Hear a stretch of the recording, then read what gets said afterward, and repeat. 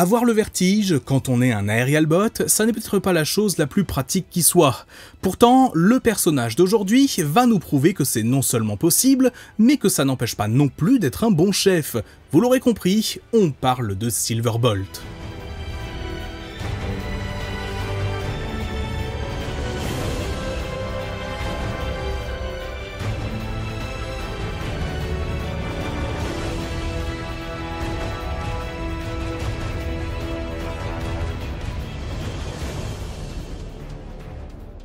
Le jouet original de Silverbolt a été commercialisé début 1986 en tant que chef de la nouvelle équipe Autobot, les Aerialbots. Se transformant en Concorde, il peut se combiner avec ses coéquipiers de façon interchangeable pour former Superion. Et les Aerialbots. Alerte, une lutte sans merci se prépare. Incroyable, chaque clan s'unit pour former un robot gigantesque. Silverbolt provient à l'origine de la gamme Diaclone au Japon, mais sa sortie a été annulée et il fut à la place commercialisé en tant que Transformer dès le départ.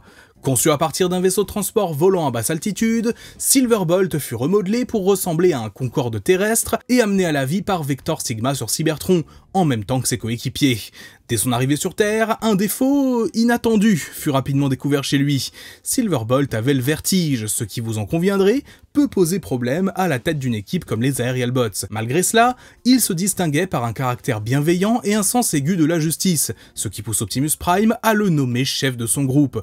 Silverbolt, what happened to you out there? I don't know. I just couldn't take being that high in the air. Silverbolt, I've got an idea. I'm making you commander of the Aerialbots. It'll give you something else to worry about instead of your fear of heights. Ce dernier espère que cette responsabilité l'aidera à surmonter sa phobie en se concentrant sur le leadership. Silverbolt se révèle aussitôt à la hauteur de cette tâche. Il arrive à convaincre ses coéquipiers, pourtant largement réticents au départ, de protéger l'humanité aux côtés des Autobots. Ce discours les inspira et renforça leur engagement envers la cause. Silverbolt démontre également son courage lors d'une bataille contre Megatron, où il détruit la clé de Vector Sigma, son acte héroïque lui valant le respect de ses coéquipiers, notamment de Slingshot, qui le sauva in extremis. Au fil des épisodes, Silverbolt mène les Aerialbots dans de nombreuses missions. Il mène notamment les siens dans une opération au Moyen-Orient, ce qui les amène à croiser la route des Combaticons, donnant lieu à un affrontement Superion contre Bruticus. Lorsque les Seekers capturent des dirigeants terrestres, il est le seul à réagir, sauvant les otages que Starscream avait laissé tomber. Il est par la suite consterné par l'admiration de ses propres coéquipiers Aerialbots envers les Decepticons, ayant en commun la capacité de voler. Sur Cybertron, Silverbolt et ces derniers furent transportés dans le passé grâce à la chronosphère. Ils y rencontrent alors Orion Pax et contribuèrent à sa reconstruction en Optimus Prime après l'avoir ramené auprès d'Alpha Trion. Donc techniquement, Silverbolt et les Aerialbots y sont à l'origine de la création d'Optimus, d'une certaine façon. Après les événements du film de 1986, durant lequel les Aerialbots ne sont pas présents, Silverbolt intégrera la flotte Autobot. Au début de la 3e saison, il vole au secours des siens, piégés sur la planète Quintessa, marquant l'une des plus grosses instances de mass shifting pour lui, devenant beaucoup plus grand que ce qu'il est censé être. Silverbolt et les Aerialbots seront parmi les premiers Autobots infectés par la Hate Plague à la fin de la série. Ils se combinent alors en Superion et sèment le chaos avant d'être sauvés par le retour d'Optimus Prime. Dans les comics Marvel, l'histoire de Silverbolt commence avec une prémonition. Grâce à la Matrice, Buster Witwicky et Optimus Prime ont une vision partagée de l'arrivée des Aerialbots. Ces nouveaux Transformers seront ensuite véritablement créés par le chef des Autobots, utilisant l'artefact pour leur donner vie. Silverbolt est aussitôt envoyé avec son équipe contrer une attaque des Decepticons qui attaquait injustement le barrage Hoover. Tout comme dans le dessin animé, il a le vertige. Cette phobie est exploitée par Dirge, utilisant ses capacités supersoniques pour forcer Silverbolt à atterrir. Les Aerialbots se combinent par la suite en Superion pour empêcher une foreuse Decepticon de siphonner l'électricité du barrage. Passant à deux doigts de tuer un humain tenant Megatron sous forme de pistolet, Silverbolt intervient mentalement pour empêcher cela, forçant les Aerialbots à se séparer. Malgré ce succès apparent, Optimus Prime, insatisfait de leur performance lors de cette bataille, les réinitialise et leur redonne vie ensuite grâce à la matrice, espérant de meilleurs résultats. Quand on y réfléchit, c'est affreusement cruel en fait ce qu'il a fait là. Plus tard, lors d'un affrontement face aux Stunticons, les Aerial Bots se forment Superion, mais ce dernier est gravement endommagé par Circuit Breaker, une humaine anti-robot. Les Aerial Bots sont alors capturés par Triple I, une milice gouvernementale, et leurs corps sont démontés pour une étude. Leurs visages, notamment celui de Silverbolt, deviennent même des trophées sur le mur de Circuit Breaker, qui ne les libère que quand elle a besoin d'eux, pour combattre Runamuck et Runabout. Sous le commandement de Jetfire, après la mort d'Optimus Prime, les Aerial Bots se sont mis à l'épreuve par leur nouveau leader, qui sème le doute chez Silverbolt, craignant de perdre son rôle de chef. Malgré leur échec à capturer Starscream, Jetfire fut satisfait d'eux, et Silverbolt resta à son poste. Par la suite, il finit par avouer sa peur des hauteurs à ses coéquipiers, et ces derniers, beaucoup plus compatissants que ce qu'il imaginait, l'aident à la surmonter petit à petit.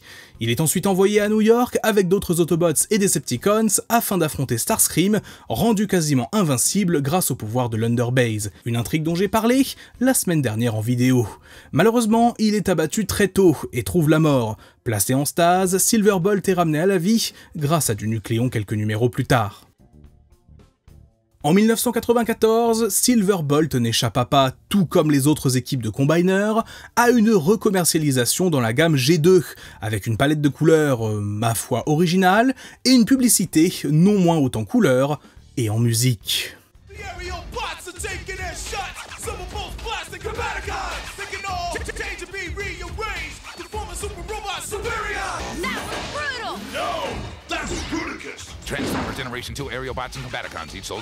La première réinvention totale du personnage de Silverbolt fut dans Beast Wars en 1998, dans la 3e année de la gamme. Il est l'un des Fusors, des Transformers capables de se changer en chimères, mélangeant plusieurs animaux, en l'occurrence un aigle et un loup.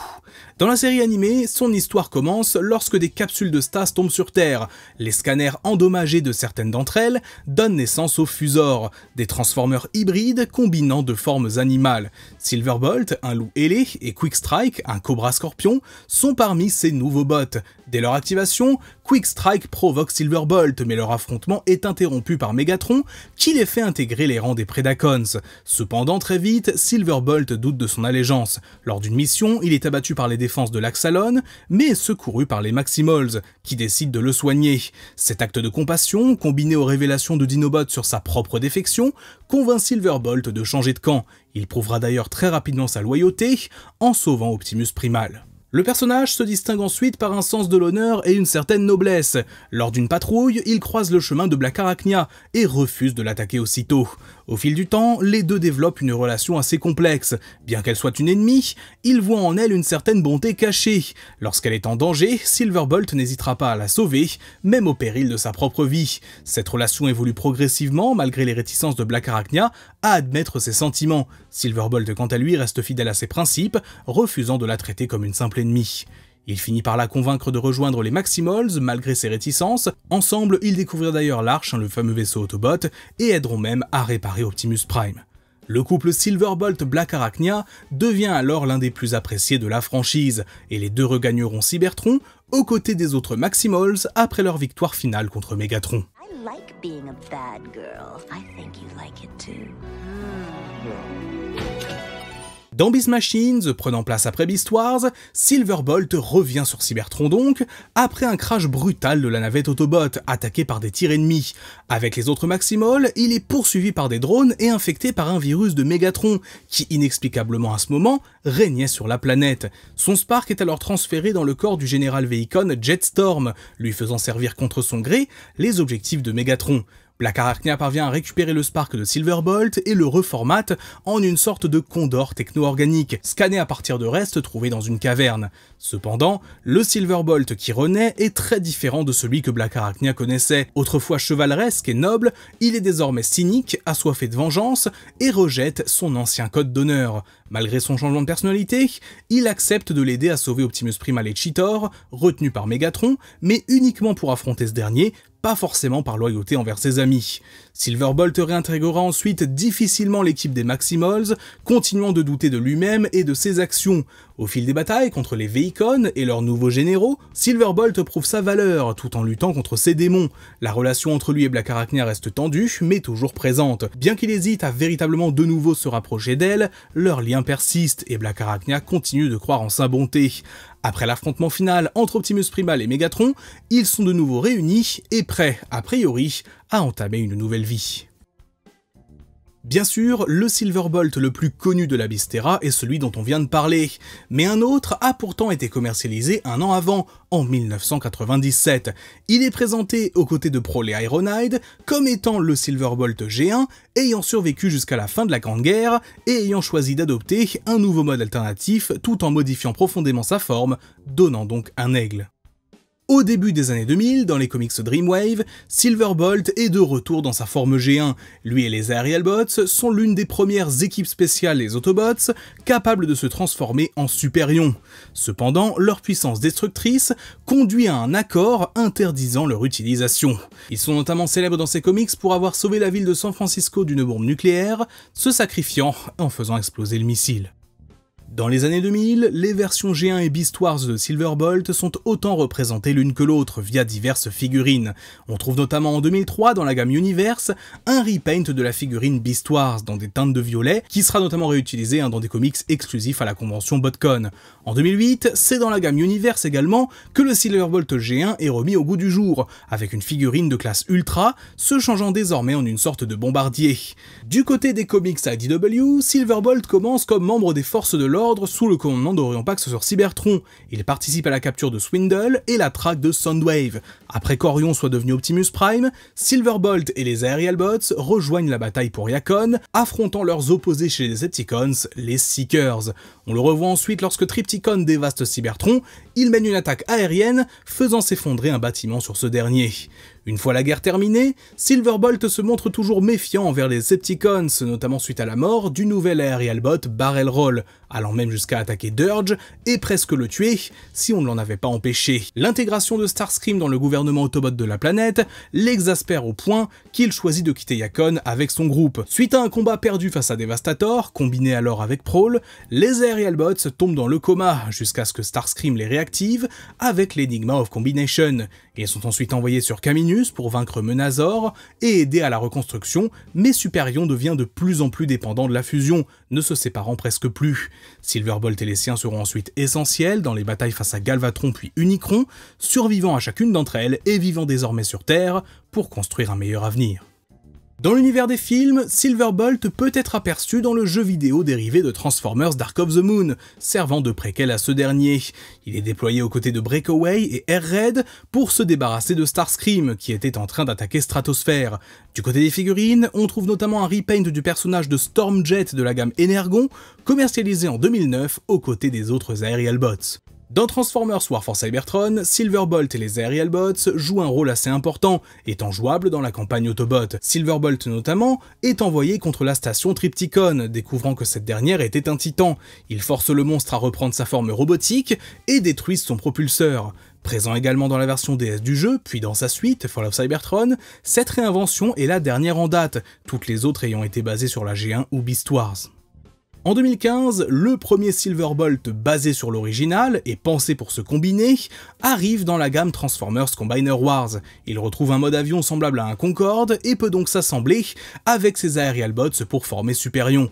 Une recolo G2 de ce dernier sera également vendue un an plus tard, et côté Beast Wars, c'est en 2024, dans la gamme Legacy United, que le perso a été remis au goût du jour. Une refonte totale, le rendant encore plus fidèle à son modèle d'animation. Récemment, on n'a pas énormément vu Silverbolt dans des médias Transformers. On peut rapidement apercevoir son nom dans Transformers 1, étant l'un des coureurs de la course de Yakon. Cette année, Silverbolt va faire son retour à la tête d'une toute nouvelle équipe d'Aerialbots dans la gamme Age of the Primes et au format Commander, afin de pouvoir former Superion. La dernière mise à jour en date de l'équipe de Combiner, 3 ans après les Stunticons et parallèlement aux Constructicons. Entre sa version classique se changeant en avion et sa réinvention de Beast Wars, Silverbolt fait partie de ces personnages de la franchise Transformers qui ont chacun marqué une génération de façon différente. Si aujourd'hui ces deux personnages à porter le nom Silverbolt cohabitent sans problème, à l'image de Megatron et Megatron 2, reste à voir lequel fera un retour remarqué en comics, séries télé ou peut-être dans un autre média à l'avenir.